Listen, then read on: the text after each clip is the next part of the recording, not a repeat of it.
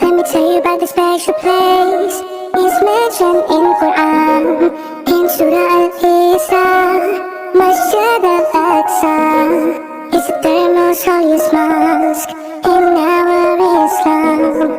It's Makkah and Medina, then it is Aqsa. We used to pray to Al-Aqsa, it was our Qibla. Then Allah changed directions, now we face Makkah. So much history, so many memories, full of mysteries. We all love you, Aqsa. We all love you, Aqsa.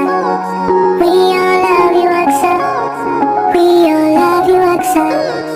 We all love you, Aqsa. We all love you, Aqsa. We all love you, Aqsa. We all love you, Aqsa.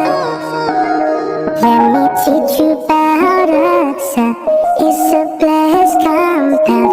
It's got 2 masjids inside. You got the Dome of Rock Masjid and the Qibli Masjid. That's the one we pray towards. Prophet Muhammad